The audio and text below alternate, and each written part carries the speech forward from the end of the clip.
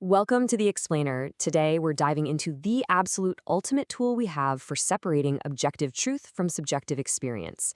I mean, we live in a world that is totally saturated with data, opinions, and endless narratives. But how do we actually know what works? How do we prove a new medical treatment is effective or that tweaking a website button actually drives sales? Well, the secret lies in exactly how we test our assumptions. It all boils down to one really fundamental question. How do we separate fact from story? You see, a story relies heavily on a disproportionate personal weightage of an event. It's just someone's individual experience. If you put 10 different people through the exact same event, you're probably going to get 10 totally different stories. But a fact? A fact is a definitive truth that has occurred or is still occurring out there in the real world. So, how do we actually prove it and strip away that subjective lens?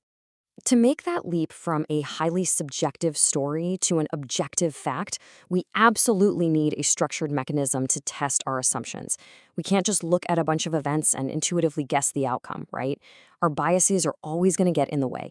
We need a rigorous method that literally forces the truth to the surface, completely regardless of what we might want the outcome to be. Enter the trial assessment. You can basically think of a trial assessment as a highly structured experiment. It's a specific, controlled set of steps executed to either support, reject, or confirm an assumption. And the whole point of this structured approach is to completely remove the story element and leave us with nothing but measurable, concrete fact. Now, as you can see here, it is incredibly vital to separate simple correlation from actual causation.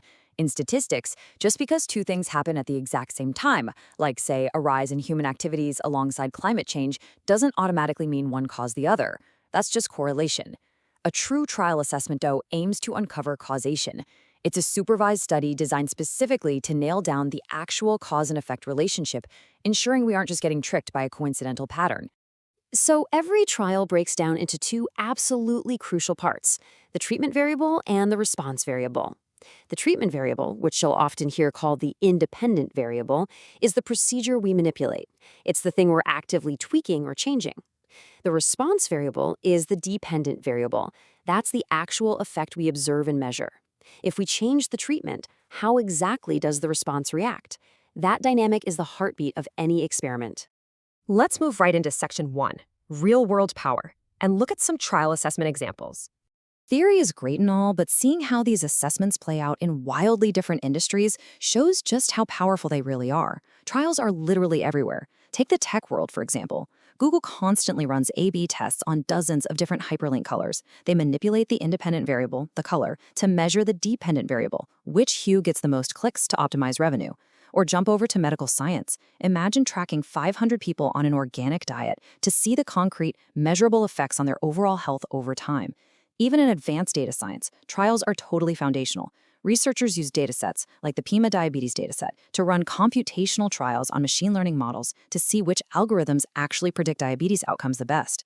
All right, let's jump into Section 2, the advantages of trials, and see exactly why they're considered the gold standard. Why do giant tech companies and huge medical institutions rely so heavily on these? The biggest advantage is that they create a crystal clear, direct picture of reality. Because you are directly testing one option against another, version A versus version B, the results are usually super simple to interpret. You aren't guessing what users prefer. The data just tells you. If you have a highly specific design question, a well-designed trial is going to give you a highly specific, unambiguous answer. But it's not all perfect. Let's look at Section 3, the disadvantages, and the actual cost of finding the truth. Uncovering objective truth is tough, and these experiments come with massive operational and statistical hurdles. Basically, every big advantage of a trial brings a heavy disadvantage right along with it. Yes, you get clear data, but tests are incredibly sensitive to variance, meaning you can get these wildly unpredictable, scattered results. To cut through that statistical noise, you often need massive sample sizes. Sure, getting 1 million users is a breeze for Facebook, but for a smaller study, it can literally take months. And while trials do give definitive answers, there's always a huge risk of totally wasting time and resources. If you run a massive trial and the results aren't statistically significant, well, you've just spent a fortune figuring out what doesn't work. And that brings us to the ultimate limitation of the trial assessment: ethics. In a true trial, you have to randomly assign subjects to a treatment group and a control group. But we absolutely cannot ethically run a trial that arbitrarily exposes people to harm. Purposefully exposing someone to polluted air just to measure the health consequences? Obviously, that is entirely unethical. So, what do we do instead?